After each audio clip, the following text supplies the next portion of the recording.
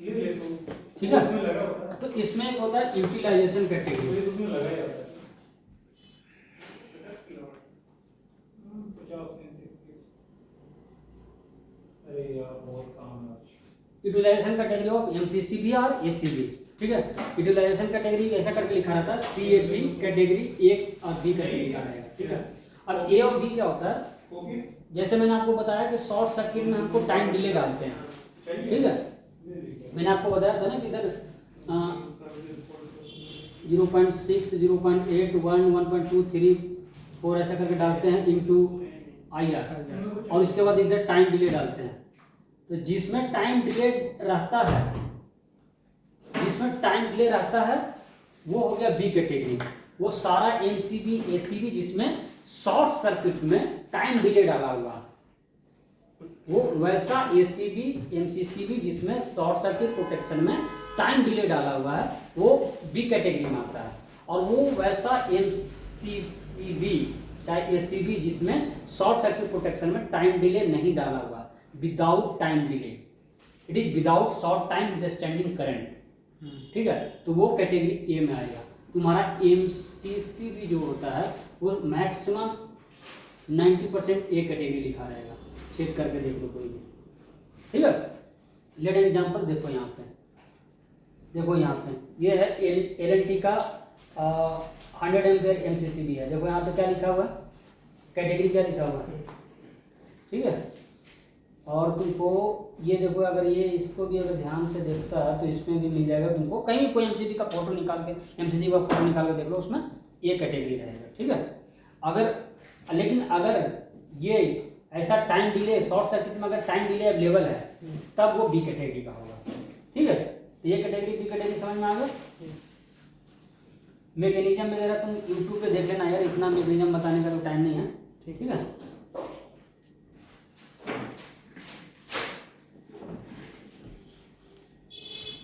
अब थोड़ा सा मैं बता देता हूँ कि एमसीसीबी को रिप्लेस, टेस्टिंग ऑफ एमसीसीबी क्या क्या है, एमसीबी का मेंटेनेंस, एमसीसीबी में मेंटेनेंस हम लोग क्या क्या करते हैं, ठीक है। एक तो हो गया तुम्हारा विजुअल इंस्पेक्शन,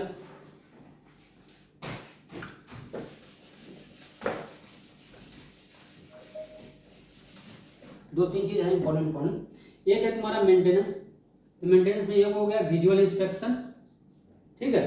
दूसरा हो गया लुब्रिकेशन, जैसे एमसीसीबी और एसीबी दोनों की बात कर रहा हूँ मैं, ठीक है। हमारा हार्डवेयर उसमें इन्वॉल्व होता है, ऑपरेटिंग हार्डवेयर, ठीक है। उसमें उसका लुब्रिकेंट भी ध्यान रखना, some MCCB require adequate lubricant so that उसका जो स्मूथ ऑपरेशन हो मैनुअल ऑपरेशन के समय में, ठीक है।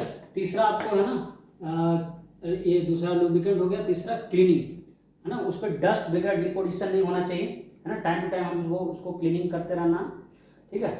चौथा हमको टेस्टिंग, टेस्टिंग ऑफ एमसीसीबी, ठीक है। अब टेस्टिंग में क्या क्या करना है आपको, there are 3 main test carried out at MCCB, ठीक है। वो क्या हम लोग आगे देखें। तो ये 3 चीजें मेंटेनेंस में है ना, विजुअल इंस्पेक्शन, लुब्रिकेशन और क्लीनिंग, ठीक है। ज्यादा कुछ नहीं है, टाइटनेस वगैरह तो वो एमसीसीबी का टर्मिनल का हो गया, ठीक है। तो एक है तुम्हारा, इसमें जो टेस्टिंग आ जाता है, पहला आ जाता है आईआर टेस्टिंग, इंसुलेशन टेस्टिंग। तो आईआर टेस्टिंग में हम लोग क्या करते हैं, एमसीबी और एमसीसीबी के जो इनकमिंग आउटगोइंग टर्मिनल है उसके हमको आईआर चेक करते हैं, ठीक है, अंडरस्टैंड। और पास टू पास हम चेक कर सकते हैं, मतलब 2 फेज टू फेज RYB है तो ये इसके बीच में क्या है ये भी चेक करते हैं, ठीक है। इंसुलेशन हो गया। सिमिलरली जैसा हम लोग मतलब बाकी ब्रेकर में करते हैं। दूसरा हम लोग कॉन्टैक्ट रेजिस्टेंस का करते हैं, ठीक है। कॉन्टैक्ट रेजिस्टेंस मेजरमेंट इसलिए होता है, इलेक्ट्रिक जो कॉन्टैक्ट है तुम्हारा उसके बीच में रेजिस्टेंस क्या है, ठीक है। Under normal operating condition contact resistance जो है बहुत लो होना चाहिए, ठीक है। सिंस जो तुम्हारा एमसीसीबी है operating current through the minimum losses, ये क्या है तुम्हारा contact resistance very low since MCCB must allow operating current through the minimum losses, वही है सेम। ये उस हम CRM उसको बोलते हैं, CRM टेस्ट बोलते हैं, कॉन्टैक्ट रेजिस्टेंस मेजरमेंट। ये हमारा CRM इसमें भी होता है, डीसी वगैरह में भी होता है ना। तो CRM का है कि तुम्हारा जब भी कोई मतलब जो ज्वाइंट है उसके बीच में होता है, ठीक है, टर्मिनल के बीच में। तो हमारा CRM में क्या है, हम इसका वैल्यू कम से कम होना चाहिए, IR वाला जो वैल्यू है वो ज़्यादा होना चाहिए, ठीक है, ताकि तुम्हारा कोई वो लीकेज वगैरह नहीं हो, ठीक है। तो ये ज़्यादा होना चाहिए, CRM कम होना चाहिए। ताकि CRM कम क्यों होना चाहिए, क्योंकि रेजिस्टेंस कॉन्टैक्ट रेजिस्टेंस जितना कम होगा, दो टर्मिनल मतलब दो, समझो CRM क्या करता है, CRM मतलब जो दो ज्वाइंट है ना, उसको हम लोग उसके बीच में जो रेजिस्टेंस है उसको मेजर करते हैं। तो दो कॉन्टैक्ट के बीच में रेजिस्टेंस है उसको मेजर करते हैं। तो वो तो जितना कम रहेगा तभी ना करंट हमारा इधर से जो ट्रांसफर हो रहा है वो लॉसेस कम होगा। तो CRM हो गया। तुम्हारा लास्ट हो गया, चौथा हो गया ट्रिपिंग टेस्ट। क्योंकि जैसे हम उसमें क्या करते हैं, फॉल्ट करंट देते हैं। फॉल्ट जैसे मैंने बताया ना कि आपको जैसे एमसीसी में 100 एम्पियर है तो IR इतना सेट करते हैं, ISD इतना करते हैं, उसमें हम फॉल्ट करंट दे के हम उसको MCCB को चेक करते हैं कि इसका ट्रिपिंग टाइम कितना था, ठीक है। तो ये 3 ही टेस्ट है इसमें। पहला IR टेस्ट से हम ये पता करते हैं the test of MCCB should be conducted by disconnecting the MCCB and testing the insulation testing the insulation between the phases and across the supply and load terminal. मैंने जैसा बताया कि फेज टू फेज और phase to load to supply to load terminal, ठीक है। The measured insulation resistance is lower than the manufacturer recommended insulation resistance value, then the MCCB will not be able to provide adequate protection, ठीक है। Manufacture जो आप उसको दिया है कि IR वैल्यू इतना होना ही चाहिए, अगर उससे कम है तो तुम्हारा जो MCCB प्रोटेक्शन जो देना चाहिए था उस हिसाब से प्रोटेक्शन नहीं दे पाएगा, ठीक है। इसीलिए ये तो जितना मेंशन वैल्यू है उससे ऊपर ही होना ही चाहिए, ठीक है। CRM जितना वैल्यू है उससे कम होना चाहिए, ठीक है। नहीं है तो उसको थोड़ा सा है ना क्लीनिंग व्लीनिंग देख लो, उससे भी है ना जो टर्मिनल का जो है ना रस्टिंग वगैरह होता है उससे CRM का वैल्यू ज़्यादा आता है। तो उसको अगर हम इंसुलेशन रस्टिंग वगैरह हटा देंगे उससे CRM कम आएगा, ठीक है। ट्रिपिंग टेस्ट का मैंने बता दिया, ठीक है। अब जो सबसे इम्पोर्टेंट चीज़ है कि ये तीनों टेस्ट से हमको क्या निकल के आएगा, ठीक है, कि MCCB हमको कब रिप्लेस करना चाहिए। मान लो हमको टेस्टिंग किया, टेस्टिंग में तीनों का वैल्यू IR वैल्यू बहुत कम आया, CRM बहुत ज़्यादा चल गया, टेस्ट ट्रिपिंग में नहीं आ रहा, हमको कब रिप्लेस करना चाहिए MCCB, ठीक है। तो how many short circuit fault can MCCB clear, एक MCCB कितना शॉर्ट सर्किट फॉल्ट क्लियर कर सकता है। तो as per the IS standard IS 13947 part 2 and IEC 947 part 2 and MCCB can clear, ठीक है, 2 number of ICU claim fault. अब ICU claim fault मैंने बताया था आपको, आ रहा है, लग तो नहीं रहा है चेहरे से। अगर जितना आ रहा है उतना आ रहा है, इतना सारा है कि समझ रहे हो ना। वही तो नहीं समझना है। रिकॉर्डिंग थोड़ी एक बार में समझ में आएगी। ठीक है।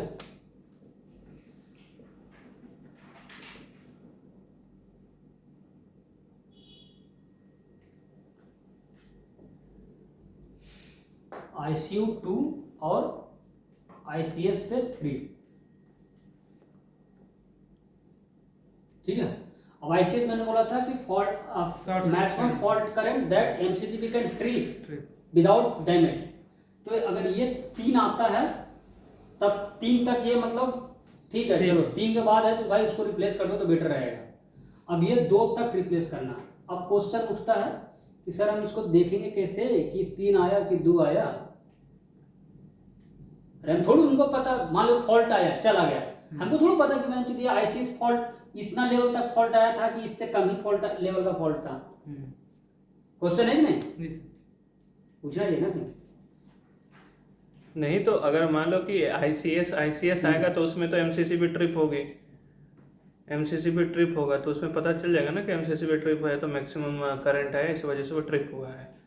और तो MCCB पे फॉल्ट कहाँ, करंट कहाँ मेंशन होता है? अरे मैं क्या बोल रहा हूँ कि ये ICS वैल्यू मान लो 36 किलो एम्पियर है तुम्हारा, तेरे को कैसे पता चलेगा कि 36 किलो एम्पियर का फॉल्ट आया था या 10 किलो एम्पियर का आया था या 1000 एम्पियर का फॉल्ट आया था? ये तो उसमें सर वैसे सेटिंग है ना कि 36 किलो एम्पियर से ज़्यादा होगा तभी वो ट्रिप होगा। वो कहाँ सेटिंग है? ICS का कहाँ सेटिंग है?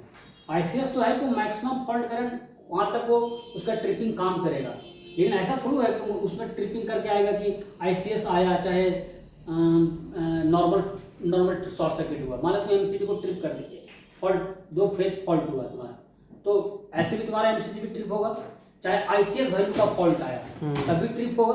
तो तेरे को कैसे डिस्टिंग्विश पता चलेगा कि वो कितना लेवल का फॉल्ट था? तो नहीं पता चलेगा किसी को, इसका आंसर है नहीं पता चलेगा। वो पता कैसे चलेगा बताता हूँ। जब फॉल्ट आता है और तुम्हारा एमसीसी भी ट्रिप होता है तो धीरे धीरे क्या होता है कि तुम्हारा एमसीसी का जो है ना वो डाइलेक्ट्रिक स्ट्रेंथ होता है ना वो कमजोर होते जाता है। क्या होते जाता है? धीरे धीरे उसका डाइलेक्ट्रिक स्ट्रेंथ कमजोर पड़ने लगता है, जिसके कारण है कि वो फिर कहते हैं ना कि बाद में क्या हमारा एमसीसी फेलियर हो गया। तो फेलियर का मतलब होता है कि तुम्हारा उसका डाइलेक्ट्रिक स्ट्रेंथ कमजोर पड़ गया, जिसके कारण वो उसमें जो प्रोटेक्शन जिस हिसाब से आना चाहिए था वो प्रोटेक्शन नहीं आ रहा और फिर एमसीसी के बाद फोल्ड हो गया। तो तुम्हारा अगर हम लोग इसको आईआर वैल्यू से ही चेक करते हैं, अगर insulation resistance if the IR value is fall below 1 mega ohm even after the cleaning, अगर आपने क्लीनिंग किया, सब कुछ क्लीनिंग कर लिया, बढ़िया से चेक कर लिया, हाँ नहीं भाई आप मतलब कंफर्म हो गया कि इसका जो आईआर वैल्यू 1 मेगा ओम से कम है, it is advisable to replace the MCC. ठीक है, आपको नहीं पता चलेगा, आपको किससे पता चलेगा? मान लो कि इसका फॉल्ट आते गए इसका वैल्यू, इसका डाइलेक्ट्रिक स्ट्रेंथ कमजोर पड़ गया, इसका डाइलेक्ट्रिक स्ट्रेंथ कमजोर पड़ गया, कमजोर पड़ने से इसका जो डाइलेक्ट्रिक स्ट्रेंथ कमजोर पड़ेगा तो आईआर वैल्यू आप टेस्ट करोगे वो कम आएगा। तो जैसे ही वो 1 मेगा ओम से कम आता है आप उसको रिप्लेस कर दो।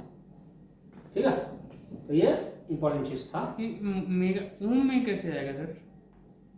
आईआर वैल्यू ओम में रेजिस्टेंस किसमें नापते हैं यार? ओम में तो नापते हैं। इंसुलेशन रेजिस्टेंस है रेजिस्टेंस ही है वो, करंट आई से करंट मत समझ लेना। वो मैं वही समझ रहा था। रेजिस्टेंस में ही आता है।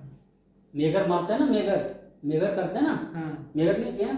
हाँ मेगर कभी फॉल्ट आएगा तो रहना, ठीक है? तो उसमें मेगर करते हैं ना, रेजिस्टेंस चेक करते हैं दोस्त लोग के बीच में,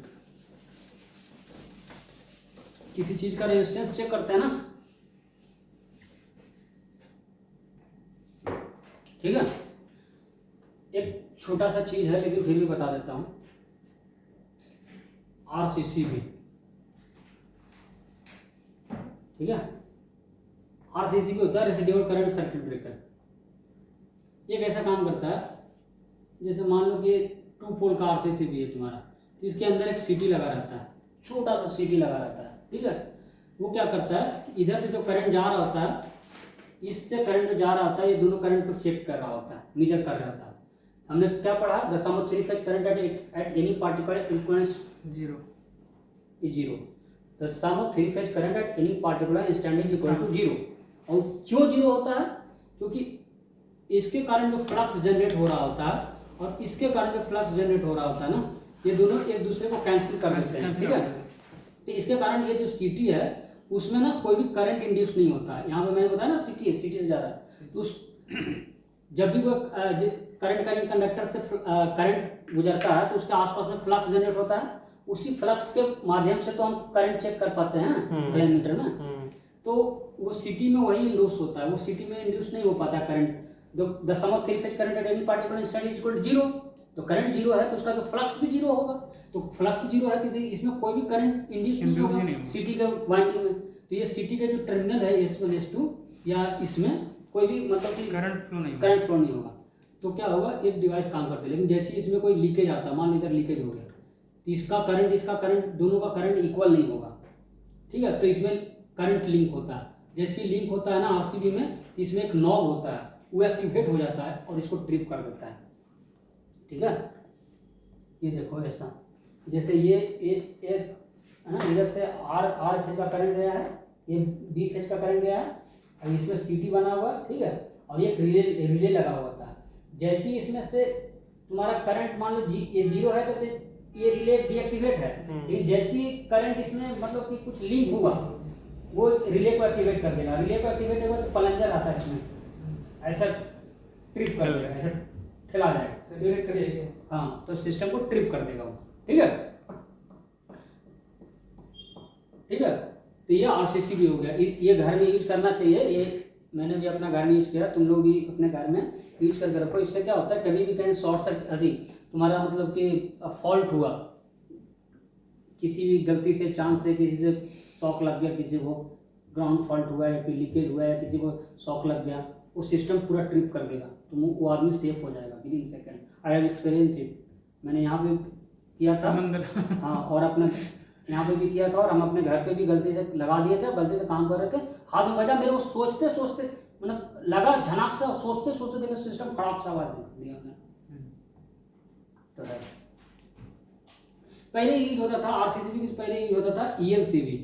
ELCB का फुल फॉर्म होता है अर्थ लीकेज सर्किट ब्रेकर। ELCB में क्या प्रॉब्लम था और RCCB में क्या एडवांटेज है, अब ELCB का यही यूज होता है, ये इसका एडवांस वर्जन है। ELCB में क्या होता था कि ये इक्विपमेंट बेस्ड पे था। जैसे मान लो मैं फ्रिज के लिए यूज कर रहा हूँ, मेरे को फ्रिज के लिए लगाना पड़ेगा, कूलर के लिए यूज करना चाह रहा हूँ तो कूलर के लिए अलग लगाना पड़ेगा, मोटर के लिए लगाना चाहता हूँ तो मोटर के लिए अलग लगाना चाहता है, लगाना पड़ेगा। वो ऐसा इसलिए था कि उसमें क्या था कि जैसे देखो ये ऐसा ये ELCB ऐसा होता था, एक न्यूट्रल गया एक लोड गया, ठीक है, और यहाँ पे उसका रिले होता था ट्रिपिंग पॉइंट। अब ये जो है तुम्हारा ये जो है अर्थिंग और ये जो फॉल्ट है, ये आके बनता था तुम्हारा, ये वाला जो पार्ट है इधर जो दिख रहा वो जो जिस मेटल के लिए यूज होता था उसके बॉडी अर्थिंग से कनेक्शन होता था। अच्छा, तो मान लो कि मोटर है, मोटर के बॉडी पे करंट आ गया, तो करंट यहाँ से इधर फॉल्ट आएगा, तब ये जाके रिले एक्टिवेट होता था और इसको ट्रिप कराता था। इसको ऑलरेडी हम मान लो दे के रखे हैं तुम्हारा एक तरफ से, और एक तरफ से करंट आ गया तो ये एक्टिवेट हो जाएगा, तो उस पर काम करता था। और ये बहुत मान लो कि अब यहाँ इसमें इस सिस्टम में दिक्कत क्या होता था, मान लो मोटर से और यहाँ का तार बीच में टूट गया तो दो प्रोटेक्शन खत्म हो गए, तो बहुत लेंथी भी था और हर एक इक्विपमेंट के लिए अलग यूज करना था। तो ये RCCB में ना उसका एडवांस वर्जन है, ये तुम अपने घर में एक लगा दो काम हो जाएगा, ठीक है। ये है RCCB, ऐसा होता है, ठीक है। अब अर्थ फॉल्ट रिले के बारे में जानते हैं, ये सब भी अर्थ फॉल्ट रिले ही है, ठीक है, लेकिन एक अर्थ लीकेज रिले ही होता है, वो कैसे काम करता है बताते हैं। हाँ, जैसे मैंने बताया EFR दोनों सबसे EFR DFR नहीं, EFR नहीं, EFR, हाँ वही यार, EFR ही earth fault relay, earth leakage relay, कुछ भी बोल लो, सब लीकेज से ही रिलेटेड है, ठीक है। मैं लेंदी पे नहीं जाता हूँ, मैं सिंपल से चीज़ पे जाता हूँ ऐसा, ठीक है। ये 3 हुआ करंट है, यहाँ पे मैंने CT लगा दिया, that is called CBCT, core balance current transformer. मतलब ये है, जो नाम से पता चल रहा, CBCT माने करंट ट्रांसफार्मर जो कोर को बैलेंस करके करता है। मतलब इसमें ऐसा है, कोर बैलेंस है तुम्हारा, ठीक है। कोर बैलेंस है कि नहीं चेक करने के लिए जो मतलब चीज़ होता है, जो CT यूज हो रहा है उसको कोर बैलेंस करंट ट्रांसफार्मर बोल रहे हैं, ठीक है। इसका जो आउटपुट होता है, इसमें 2 आउटपुट होता है, ठीक है। हर एक CT का 2 आउटपुट होता है, तो वैसे ही इसका भी 2 आउटपुट ही होता है, सेम ही। इसको हम यूज करके हमको लगा देते हैं, इसका रिले के इनपुट में डालते हैं, ठीक है। रिले के इनपुट में डालते हैं, रिले में S1 S2 का इनपुट होगा, वहीं से ये मतलब रिले चेक करता है कि लीकेज करंट कितना आ रहा है। जैसे एग्जाम्पल यहाँ पे 0.3 मिलीएम्पियर से लीकेज करंट गया तो रिले एक्टिवेट हो जाएगा। मतलब एक तरह से मान लो कि उसको सप्लाई मिल जाए, सप्लाई मिल जाएगा, उसमें सप्लाई का मिल जाएगा। देखो उसमें क्या होता है, एक्टिवेट हो जाए, सप्लाई की जरूरत ऑक्सिलरी सप्लाई की जो नीड पड़ती है, देखो ये होता है, ठीक है। अरे तुम समझ, अरे ऑक्सिलरी सप्लाई की जरूरत पड़ती है, मतलब उसको एक्टिवेट होने के लिए उतना ऑक्सिलरी सप्लाई की जरूरत पड़ता है। जैसे देखो ये मान लो तुम्हारा, देखो ब्लॉक डायग्राम है इसका, ठीक है। ये पॉजिटिव सप्लाई हो गया, ये नेगेटिव सप्लाई हो गया, ठीक है। अब इसमें क्या होता है तुम्हारा कि ये पॉजिटिव सप्लाई नेगेटिव सप्लाई उसको काम करने के लिए होता है। ELR को फंक्शन करने के लिए, ELR को फंक्शन करने के लिए एक सप्लाई की जरूरत पड़ेगी, क्योंकि हर एक चीज को एक ऑक्सिलरी सप्लाई चाहिए होती तुम्हारा मोबाइल लैपटॉप सब के लिए। तो ये यहाँ से एक ऑक्सिलरी सप्लाई हो गया, ठीक है। उसमें फिर एक पॉइंट होता है NC/NO, ठीक है। 3 पॉइंट होता है इसे, देखो, ठीक है। ये मान लो कॉमन पॉइंट है, और ये NC पॉइंट है, और ये NO पॉइंट है। मतलब कॉमन में तूने सप्लाई दे दिया, NO पे अवेलेबल नहीं रहेगा, नॉर्मली ओपन, मतलब जब रिले डीएक्टिवेट रहेगा तो ये दोनों ओपन रहेगा, और जब रिले डीएक्टिवेटेड रहेगा तो मतलब नॉर्मली क्लोज, मतलब ये दोनों क्लोज है। यहाँ सप्लाई जो दे रहे हो तुम यहाँ जा रहा है, और एक्टिवेट होने के बाद उल्टा हो जाता है, ये वाला ओपन हो जाता है और ये वाला क्लोज हो जाता है। ठीक है, अब समझो एमसीसीबी और एसीबी ट्रिप कैसे करता है। ये लीकेज ये नहीं ट्रिप कराता है, ये लार्वा नहीं करता है, ये लार्वा तो बस सप्लाई पास करता है। वहां ट्रिप कराने के लिए एक शंट कॉइल लगा होता है। देखो तुमको शंट कॉइल कैसा होता है ये दिखाते हैं। ये देखो ये शंट कॉइल है, ये शंट कॉइल है, दिख रहा है? ये 100 एम्पियर का एमसीसीबी है, शंट कॉइल है, इसका सप्लाई इधर से निकला हुआ है।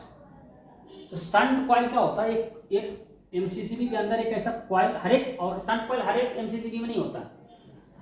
तो इसमें एक मतलब कॉइल होता है, सोलेनॉइडल कॉइल बना होता है, जिसमें अगर सप्लाई जाते ही उसमें क्रुक्स ऐसा निकलता है और वो जाकर अंदर पुश करता है एमसीसीबी को और एमसीसीबी को ट्रिप कराता है। सिमिलरली एसीबी में वही होता है, शंट कॉइल होता है, under voltage coil, shunt coil ऐसा लगा होता है, अलग अलग कॉइल जो ऐसा ट्रिप कराता है उसको।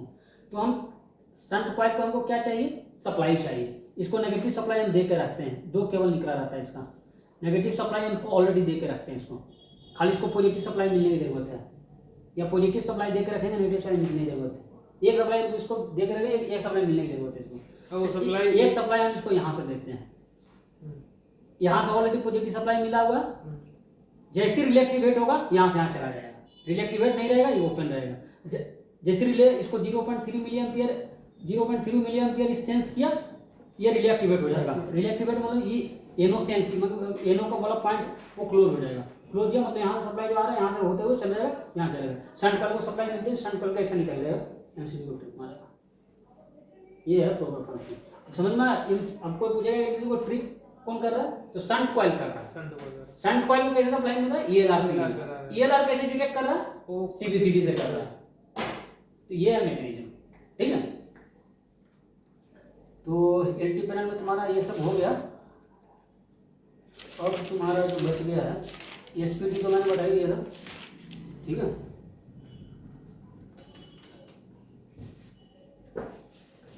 बस और एसपीडी है ना, ये बचिए।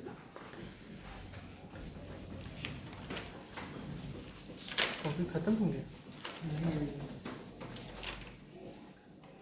कर दे यार इसको।